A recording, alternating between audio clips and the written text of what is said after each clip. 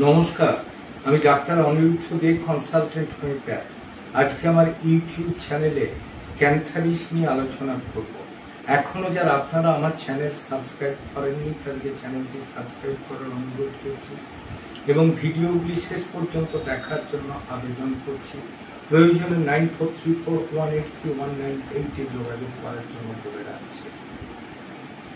Cantharis too much sensitive এবং এই রোগী গোটা শরীরে যেন একটা জ্বালা ভাব সবসময় থেকে যায়। যে কোনো অর্গান দিয়ে তার রক্ত বেরোয়, যেমন নাক, মুখ, ইন্টেস্টাইন, রেকটাম ইত্যাদি, এবং সে কোনো কিছুই যেন তার ভালো লাগে না।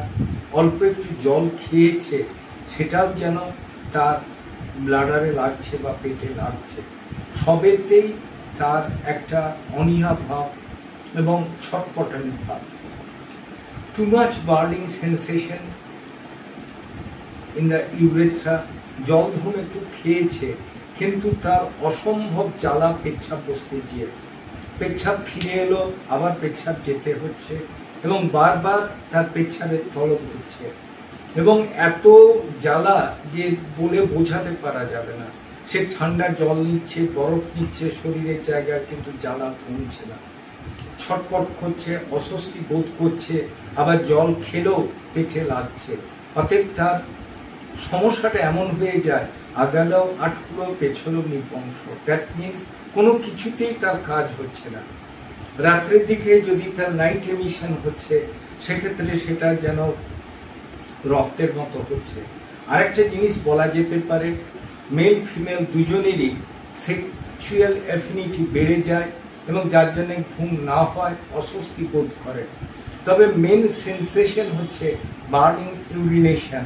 জল যাই খাক তার পেচ্ছাপে জ্বালা, তলপেট খিঁচে ধরা, অনেক সময় জ্বর এসে যাওয়া, হাত পায়ে যন্ত্রণা এবং সব কাজেতে অনীহা এবং বিরক্তির ভাব থাকার ফলে কোনো কাজই সে ঠিকমতো করে উঠতে পারে না। আরেকটা ব্যাপার ক্যান্থারিসে বলা যায় যে যারা বহুদিন ধরে ইউরিনারি সমস্যায় ভুগছে বা ক্রনিক ইউটিআই ভুগছে, ক্যান্থারিস মাদার টিনচার কিন্তু তাদের ক্ষেত্রে ভালো কাজ করে। ডোজ কিন্তু ডাক্তারবাবু নিয়ন্ত্রণ করবে। তবে কখনোই নিজে রোগের নাম, লক্ষণ, ওষুধ জেনে ব্যবহার না করে কোনো ডাক্তারের পরামর্শ নিলে আপনি অনেক ভালো কাজ পাবেন।